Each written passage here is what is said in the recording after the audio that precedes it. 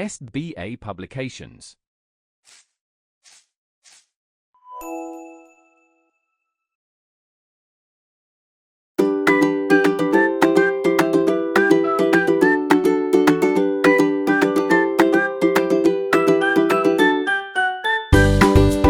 नमस्कार प्यारे बच्चों, कैसे हैं आप सभी लोग। उम्मीद करती हूँ आप सभी लोग अपने अपने स्थान पे स्वस्थ होंगे। बच्चों, आज हम शुरू करने जा रहे हैं आपका पाठ 8, जिसका विषय है क्रिया। क्रिया वाक्य का एक महत्वपूर्ण अंग है। क्रिया के बिना कोई भी कार्य पूरा नहीं होता है। निम्नलिखित वाक्यों को पढ़ो। ममता ने भोजन परोसा, अन्वी खेल रही है। पिताजी बगीचे में बैठे हैं, शालिनी ने नया पेन खरीदा। इन वाक्यों में प्रयुक्त रंगीन शब्दों परोसा, बैठे हैं, रही है और खरीदा से किसी कार्य के करने अथवा होने का बोध हो रहा है। वाक्यों में कोई ना कोई कार्य अवश्य हो रहा है, अतः ये सभी क्या है? क्रिया है। वाक्य में जिस पद से किसी कार्य के करने या होने का बोध हो, उसे हम क्या कहेंगे? क्रिया कहेंगे। अब देखिए धातु। क्रिया के मूल रूप को हम क्या कहते हैं? धातु। जैसे सुन, जा, सो, पढ़, उठ, भाग, खेल, पी आदि। धातु के साथ विभिन्न प्रत्यय लगाकर क्रिया के रूप बनाए जाते हैं। धातु के साथ ना प्रत्यय लगाकर क्रिया का मूल रूप स्पष्ट हो जाएगा। जैसे यहाँ देखिए, धातु है सुन और प्रत्यय है ना, तो क्रिया बनी सुनना। सो ना, सोना। भागना ना, भागना। खेलना, खेलना। गिरना, गिरना। पीना, पीना। क्रिया के मूल रूपों से अनेक क्रियाएं बनती हैं। जैसे पढ़ से बना पढ़ा, पढ़ना, पढ़ते, पढ़ती, पढ़ूंगी, पढ़ूंगा आदि। लिख से बना लिख, लिखता, लिखते, लिखती, लिखूं, लिखूंगा, लिखूंगी आदि। क्रिया के भेद देखिए। क्रिया के भेद दो आधार पर किए जा सकते हैं, कर्म के आधार पर और संरचना के आधार पर। अब देखिए, कर्म के आधार पर क्रिया के भेद। अकर्मक क्रिया और सकर्मक क्रिया, दो भेद हुए। अकर्मक क्रिया, अकर्मक का शाब्दिक अर्थ है कर्म के बिना। वाक्य के जिन क्रियाओं को कर्म की आवश्यकता नहीं होती है, उसे हम अकर्मक क्रिया कहते हैं। जैसे आना, जाना, सोना, दौड़ना, बैठना आदि। प्रभा प्रथम आई है, चिड़िया उड़ रही है। अब दूसरा देखिए, सकर्मक क्रिया। सकर्मक का शाब्दिक अर्थ होता है कर्म के साथ। वाक्य में जिन क्रियाओं को कर्म की आवश्यकता होती है, उसे हम सकर्मक क्रिया कहते हैं। जैसे लिखना, पढ़ना, दिखना, कहना, बेचना, बनाना आदि। नीलम पुस्तक पढ़ती है, वह कहानी लिखता है। इन वाक्यों में पुस्तक और कहानी क्या है? कर्म है।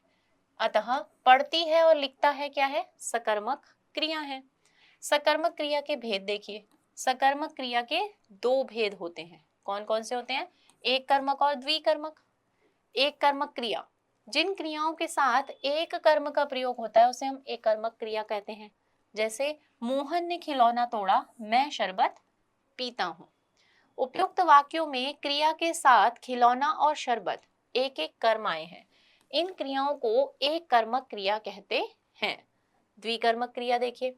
जिन क्रियाओं में दो कर्म होते हैं, उन्हें हम द्विकर्मक क्रिया कहते हैं। जैसे शालू ने तनय को पुस्तक दी, किशन ने दीपांशु को विज्ञान पढ़ाया। उपयुक्त वाक्यों में क्रिया के साथ क्रमशः तनय और पुस्तकें तथा किशन और विज्ञान दो दो कर्म आए हैं, अतः इन क्रियाओं को द्विकर्मक क्रिया कहते हैं। रचना के आधार पर क्रिया के भेद। संरचना के आधार पर क्रिया के 5 भेद हैं। कौन कौन से हैं? सामान्य क्रिया, नाम धातु क्रिया, संयुक्त क्रिया, प्रेरणार्थक क्रिया, पूर्वकालिक क्रिया। पहला है सामान्य क्रिया। जिन वाक्यों में एक ही क्रिया का प्रयोग होता है, उसे हम सामान्य क्रिया कहते हैं। जैसे प्रवीण आगरा गया, रवि उठा। उपयुक्त वाक्यों में गया और उठा एक एक क्रिया का प्रयोग हो रहा है। इन क्रियाओं को सामान्य क्रिया कहते हैं। अब है नाम धातु क्रिया, जिसमें संज्ञा, सर्वनाम, विशेषण आदि शब्दों में ना प्रत्यय जोड़कर बनने वाली क्रियाएं नाम धातु क्रिया कहलाती हैं। जैसे संज्ञा से शर्म से शर्माना, हाथ से हथियाना, फिल्म से फिल्माना, सर्वनाम से अपनाना आदि। विशेषण से नर्म से नरमाना, गर्म से गरमाना, तोतला से तुतलाना, दोहरा से दोहराना। संयुक्त क्रिया, आगे देखिए, दो या दो से अधिक धातुओं के योग से बनी क्रिया संयुक्त क्रिया कहलाती है। जैसे कृष्ण ने कंस को मारा था, नेहा विद्यालय जा रही है। इन वाक्यों में मारा था, जा रही है क्रियाएं दो या दो से अधिक धातुओं के मेल से बनी है, इसलिए इन्हें क्या कहेंगे हम? संयुक्त क्रिया कहेंगे। ठीक है। संयुक्त क्रिया के भेद।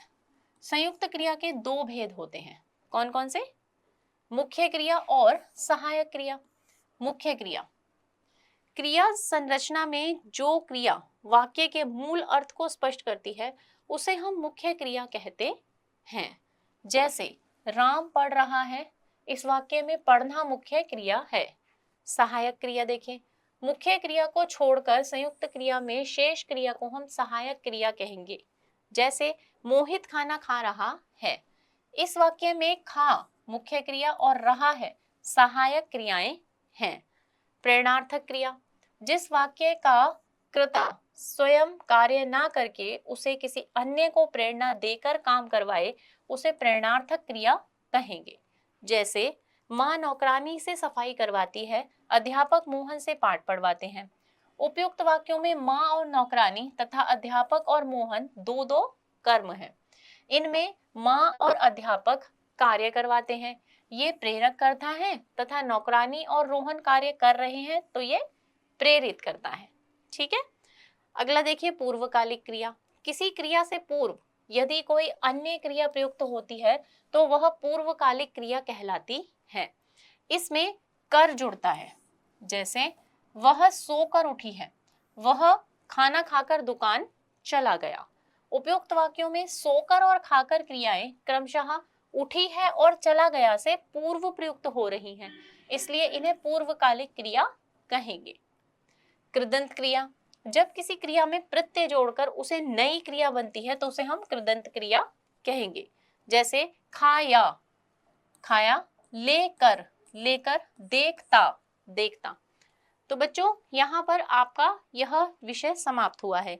आइए अब हम दोहराते हैं कि हमने क्या सीखा है। वाक्य में जिस पद से किसी कार्य के होने या करने का बोध होता है उसे हम क्रिया कहते हैं। क्रिया को दो आधारों पर बांटा गया है, कर्म के आधार पर और संरचना के आधार पर।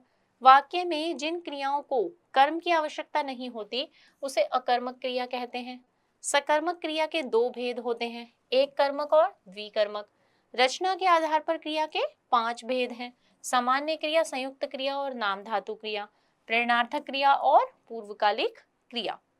क्रिया संरचना में जो क्रिया वाक्य के मूल अर्थ को स्पष्ट करती है उसे हम मुख्य क्रिया कहते हैं।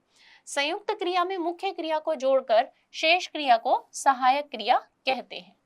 तो बच्चों ये था आपका आज का विषय। उम्मीद करती हूँ आपको आपका आज का विषय अच्छे से समझ में आया होगा।